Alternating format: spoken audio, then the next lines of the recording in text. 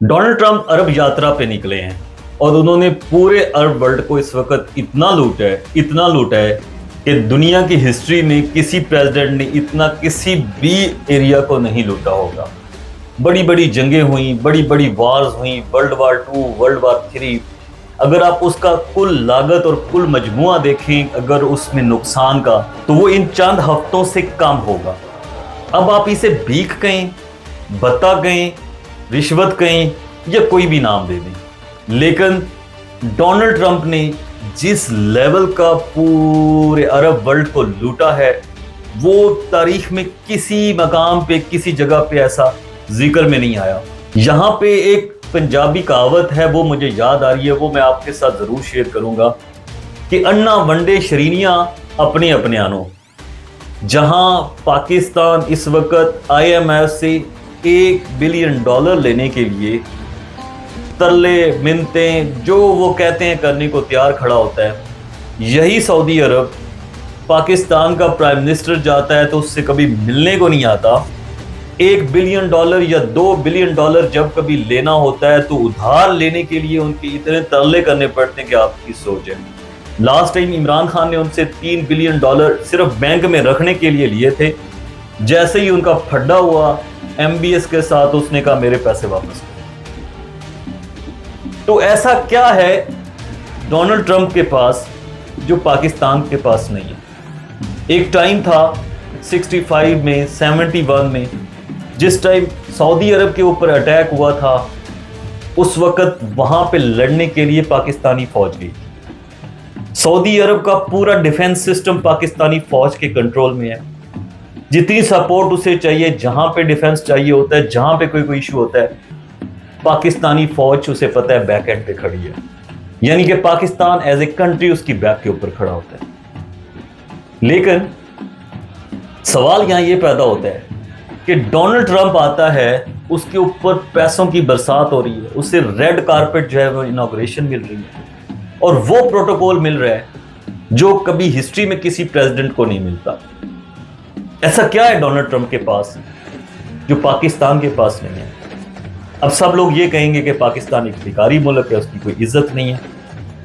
तो जहां जब जरूरत पाकिस्तान की होती है, उस टाइम कोई और मुल्क क्यों नहीं साथ खड़ा होता?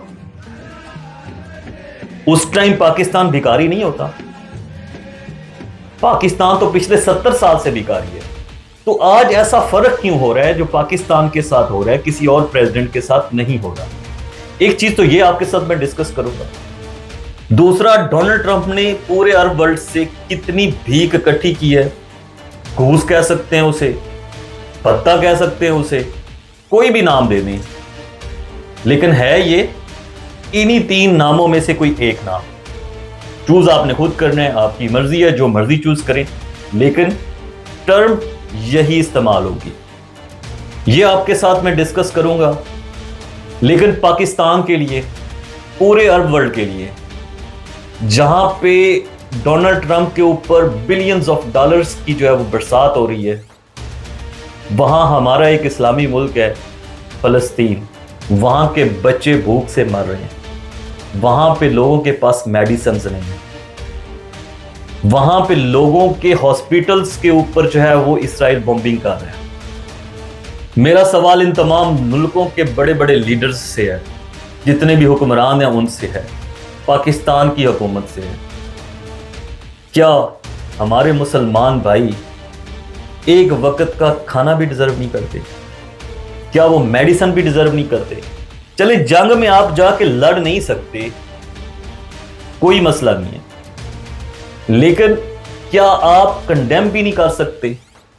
हम पिछले 25-30 साल से, जब से बड़े हुए हैं, सुनते आ रहे हैं कि Muslims are terrorist, Muslim countries are terrorist. Israel जो कर रहा है फलस्तीनी बच्चों के ऊपर, हॉस्पिटल के अंदर जिन लोगों का, इनोसेंट सिटीजन्स का इलाज हो रहा था, उसके ऊपर अटैक करके उस पूरे हॉस्पिटल को मलियमेट कर देता है। कल की रिपोर्ट के मुताबिक कम से कम 1000 से 1500 बच्चा और जो है वो इनोसेंट शहरी मारा गया। क्या वहां पे सोल्जर खड़े थे उसके साथ लड़ने के लिए? फिर जब कभी मुसलमान गैरत में आते हैं, मुसलमान कहीं पे जिहाद का जिक्र करते हैं, मुसलमान ये बात करते हैं कि जुल्म बहुत बढ़ गया, अब उसके खिलाफ खड़ा होना पड़ेगा, तो ये सारी रियासतें जितनी भी हैं इकट्ठे होकर उस मुसलमान रियासत को टेररिस्ट रियासत डिक्लेयर कर देती हैं। किसी एक बंदे के अंदर इस वक्त इतनी हिम्मत और सकत है कि इसराइल को टेररिस्ट रियासत कह दे? मेरा इन तमाम मुसलमान रियासतों से, इनके तमाम लीडर्स से सिर्फ एक ही सवाल है। जहां तक ताल्लुक है डोनाल्ड ट्रंप का, तो डोनाल्ड ट्रंप ने जो माल लूटा है सऊदी अरब से, उसकी लिस्ट मैं आपके साथ शेयर कर देता हूं। टोटल $600 बिलियन सऊदी अरब से लूट कर जा रहा है। उसमें $243 बिलियन के डिफेंस एग्रीमेंट्स हैं जो कि सऊदी अरब ने अमेरिका के साथ की। अब मुझे सिर्फ एक बात का जवाब दें आप सब दोस्त, सऊदी अरब के पास फौज है लड़ने के लिए? और दूसरी बात, सऊदी अरब ने लड़ना किसके साथ है? आज जाके एक फलस्तीन के अंदर लड़ाई थी जिसके अंदर सऊदी अरब पार्टिसिपेट कर सकता था, उसको तो अपनी आंखों के सामने मरवा दिया आप सब दोस्तों ने मिलकर। $243 बिलियन के इक्विपमेंट जो है उनका सऊदी अरब ने क्या करना है? फौज उनके पास है नहीं, लड़ने के लिए दुश्मन भी कोई नहीं है, यानी कि ईरान के साथ थोड़ी बहुत लड़ाई थी वो भी खत्म हो गई है, कोई मुकाबले में बंदा ही नहीं है जिसके साथ लड़ना है। तो ये $243 बिलियन के इक्विपमेंट जो है वो किस लिए खरीदे जा रही हैं? उसका आंसर मैं आपको भी देता हूं। $243 बिलियन के सिर्फ डिफेंस एग्रीमेंट्स हैं, उसके अलावा कुछ टेक्नोलॉजी के और दूसरी इन्वेस्टमेंट में कुल मिला के $600 बिलियन की इन्वेस्टमेंट सऊदी अरब अमेरिका के साथ कर रहे हैं। अब इसकी जरूरत क्यों पेश आई? इसकी जरूरत इसलिए पेश आई कि जो MBS है ये एक इलीगल वे के साथ इस हुकूमत में विराजमान हुआ है, जिसका नंबर बनता था कॉन्स्टिट्यूशनली, जो सऊदी अरब का कानून है उसमें चूंकि एल्डर ब्रदर, उसके बाद उससे छोटा, उसके बाद उससे छोटे की बारी आती है प्रेसिडेंट बनने के लिए। तो MBS उस सारे सिस्टम को वायलेट करते हुए पहले ही आके विराजमान होकर बैठ गए। अब उस इलीगल बढ़ती को लेजिटिमेट करने के लिए डोनाल्ड ट्रंप की और यूनाइटेड स्टेट ऑफ अमेरिका की सपोर्ट चाहिए। MBS ये सब कुछ इसलिए कर रहा है कि कहीं अमेरिका नाराज होके कॉन्स्टिट्यूशनली जिसका राइट बनता है उसको आगे आके सपोर्ट ना कर दे और MBS को घर जाना पड़े। MBS की ये मजबूरी है, इस वजह से वो एग्रीमेंट्स कर रहा है। अब आ जाते हैं कतर के पास। तो कतर भी बता देने में बहुत ज्यादा पीछे नहीं रहा। तो कतर ने $1.2 बिलियन की जो है ना अमेरिका को बता दिए, उसमें से $210 बिलियन के अमेरिकन एयरक्राफ्ट परचेज किए हैं और बाकी डिफेंस और ये वो इन्वेस्टमेंट एग्रीमेंट्स किए हैं। अब मुझे ये बताएं कि कतर की किसके साथ लड़ाई है? छोटा सा मुल्क है, ना इसके पास फौज है ना कुछ और है, $1.4 ट्रिलियन के डिफेंस इक्विपमेंट्स और बाकी सारी चीजें खरीद रहा है कतर अमेरिका से। इसके अलावा रिश्वत के तौर पे $400 मिलियन का एक जहाज उन्होंने प्रेसिडेंट ट्रंप को दिया है, जिसका वबेला अमेरिका के अंदर मचा हुआ है। तो अमेरिकन एक कॉन्स्टिट्यूशन या कह लो कि एक लेजिटिमेट सिचुएशन ये है कि अमेरिकन प्रेसिडेंट किसी भी किंग से कोई गिफ्ट नहीं ले सकता। अब वहां पे कांग्रेस और जो डेमोक्रेट्स हैं इस चीज का भौचाल मचाए हुए हैं। अभी तो ट्रंप साहब वापस गए नहीं है। इवन ट्रंप की इस सारी यात्रा के अंदर उससे साफी ने सवाल भी पूछ लिया था कि आपको एम्बेरसमेंट नहीं हो रही, आपको शर्म नहीं आई कि आपने $400 मिलियन का जो है वो जहाज कतर से ले लिया और आपने उसको मना नहीं किया। तो आगे से ट्रंप साहब कहते हैं नहीं नहीं नहीं नहीं नहीं, नहीं अगर कोई मुझे कोई चीज दे रहा है तो मैं उसको वापस क्यों करूंगा। What do you say to people who view that luxury jet as a personal gift to you? Why not leave it behind? You're ABC fake news, right? Why not? It's only ABC. Well, a few of you would. Let me tell you, you should be embarrassed asking that question. They're giving us a free jet. I could say no, no, no, don't give us. I want to pay you $1 billion or 400 million or whatever it is, or I could say thank you very much. You know. There was an old golfer named Sam Snead. Did you ever hear him? He won 82. You should have a grace. You are the president of United States of America. You can say no. I will not get such kind of gift. मेरा कानून इस चीज की इजाजत नहीं देता। मेरे country की जो एथिकल वैल्यूज हैं वो इस चीज की इजाजत नहीं देती। तो $400 मिलियन का जहाज 1.2 ट्रिलियन डॉलर की जो है वो इन्वेस्टमेंट, पत्ता, भीख या जो भी आप इसको कह दें, ये सब कुछ कतर ने दिया है डोनाल्ड ट्रंप को। अब मैं एक चीज आपको जरूर एक्सप्लेन करूंगा यहां पे कि 1 ट्रिलियन डॉलर के अंदर 1000 अरब डॉलर होते हैं। 100 अरब डॉलर का ट्रिलियन नहीं बनता। कितना? 1000 अरब डॉलर का 1 ट्रिलियन डॉलर बनता है। 1.2 ट्रिलियन डॉलर का मतलब यह कि 1200 अरब डॉलर।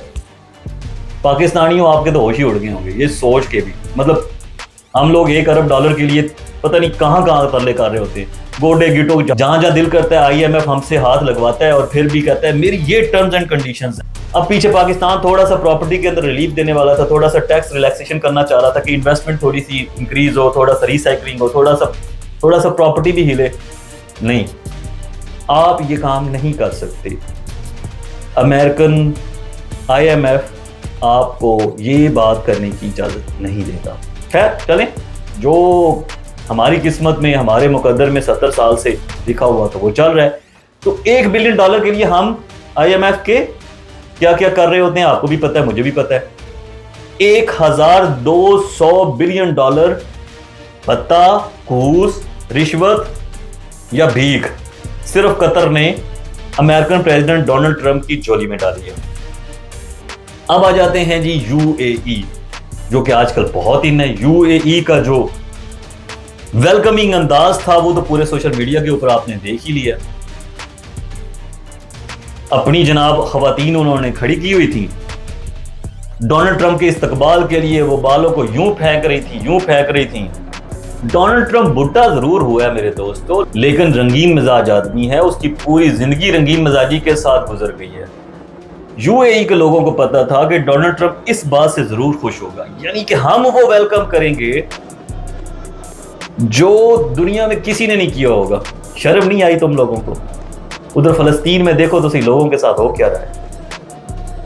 मुसलमान बच्चे भूख से मर रहे हैं और तुम लोग जो है वो इस तरह से हमने इस्तकबाल किया है, सऊदी अरब ने उतना अच्छा नहीं किया होगा, हम उससे थोड़ा डिफरेंट करना चाह रहे हैं। अब अगर उनसे सवाल पूछो तो कहते हैं कि हमारा कल्चर ये है।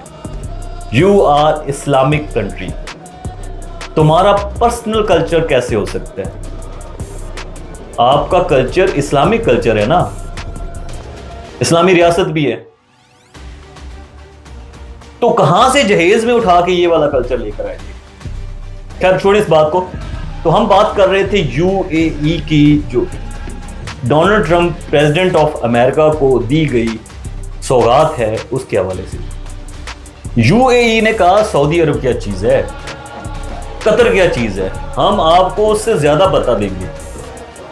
1.4 ट्रिलियन डॉलर यानी कि 1400 अरब डॉलर की इन्वेस्टमेंट UAE ने अमेरिका में करने की हामी भरी है। और इसके अलावा उन्होंने इतने सारे गिफ्ट्स, इतनी सारी चीजें दी हैं डोनाल्ड ट्रंप को, उसका आप अंदाजा ही नहीं कर सकते। पूरा अरब पूरी दुनिया को लूट रहा था, मैंने जाके उनको लूट लिया। वैसे डोनाल्ड ट्रंप पहले भी ये कहता रहता है कि Saudis are very rich people, king is a very rich. तो उसके माइंड में कंसेप्ट बैठा हुआ था कि इनके पास बहुत पैसे हैं, मुझे इनसे जाके पैसे जिस तरह से भी निकाल के लेकर आने। तो अमेरिका के हालात बहुत ख़राब हैं इस टाइम। अमेरिका के अंदर इन्फ्लेशन बहुत ज़्यादा है, वहाँ पे भी कह लो कि पाकिस्तान तो ज़ाहिर बहुत बुरा इस वक्त हालात चल रहे हैं, लेकिन वहाँ पे भी हालात इतने अच्छे नहीं हैं। इसीलिए डोनाल्ड ट्रंप भीख मांगने के लिए इन सारे कंट्रीज़ में गया था और अच्छी खासी भीख इकट्ठी करके लेकर आया। जितना उसने लूटना था लूट लिया है। अब कुछ शर्म कर लो, कुछ थोड़ी बहुत हया कर लो और थोड़ा बहुत फ़लस्तीन के लिए भी कुछ इमदाद भेज दो, कोई 1-8 बिलियन डॉलर ही भेज दो। सारे मुल्क मिल के, पाकिस्तानियों को भी मैं कहता हूँ, सऊदीज़ को भी कहता हूँ, कतर को भी, UAE को भी, थोड़ा हया कर लो। जिस आका को तुम लोगों ने राज़ी करना था वो कर लिए, मज़ीद अब ज़रूरत नहीं रही। अब थोड़े से पैसे उनके लिए भी भेज दो। और अगर आपको इसराइल नहीं भेजने दे रहा तो जिस आका को तुम लोगों ने इतना घूस दिया 4.2 ट्रिलियन डॉलर का, उसका तरला करके उससे बात करके करवा लो। Thank you so much.